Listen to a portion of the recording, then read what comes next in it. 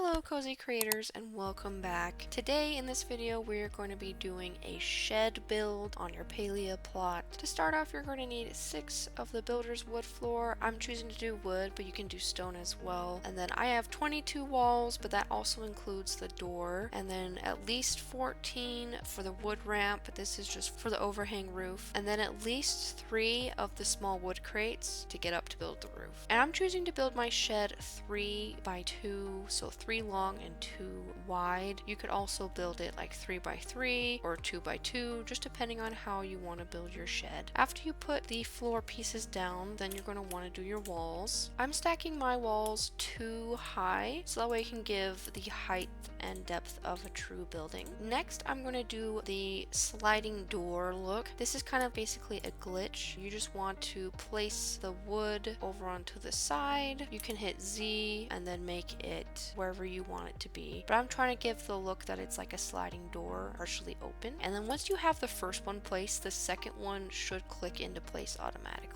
So this door's a little bit too open for me, a little bit too wide. So this is why I have an extra set of wood. So that way we can put it a little bit more. I think that's a little too far, right? I guess right there is good. To get up to the next door, I'm going to place down my 3 builder's blocks. We're just using this as stairs. I'll start with 1 for now, and then I'm just going to hit Z. After hitting Z, I can then move it. It looks like it has only a few places that it can move back into the other wood wall before it starts to glitch out a bit. And then let's move our builder's block over to the other side, and then get our wall close, and then hit Z. And you have to work with it a little bit to try to get it in place. Let's see. Let's put it back, and then you want to put it up right against it, and then I like to hit Z.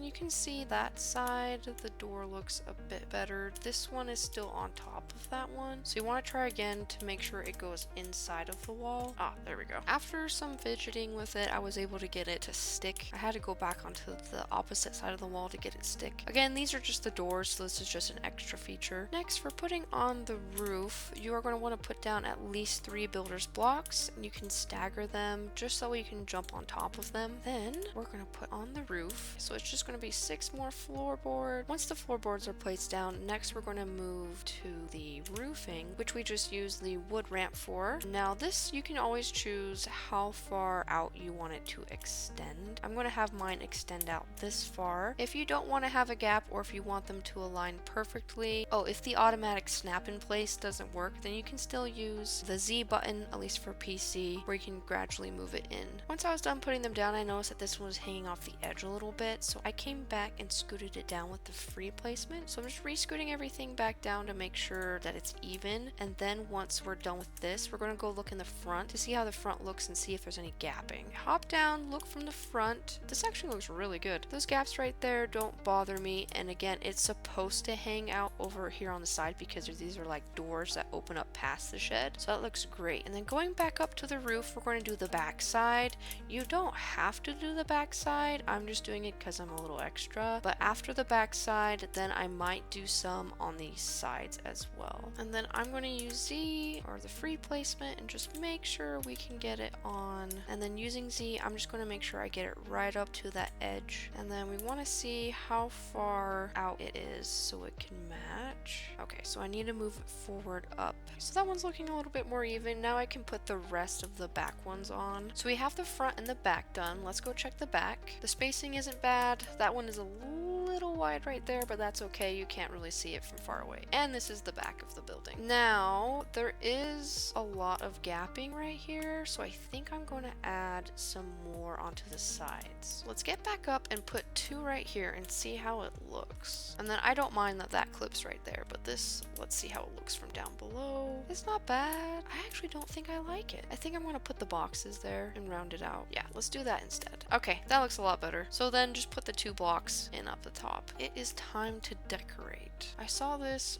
from Attitude Ann. She used the Winter Lights wood ornament as for door handles, and I thought that was absolutely brilliant. So good. I'm putting mine right here, about the same spot over here on this side. And then one of my favorite things is this wheat wreath, putting it just right dead center. And then let's put some lighting in. Then a few other shed staples. I would definitely say barrels are so good. And then I wanted to play with the crate crates and see which size I wanted. Waste bin over here. I like keeping the waste bin open. I think it looks really cool. Banners. I'll probably put another one on the other side.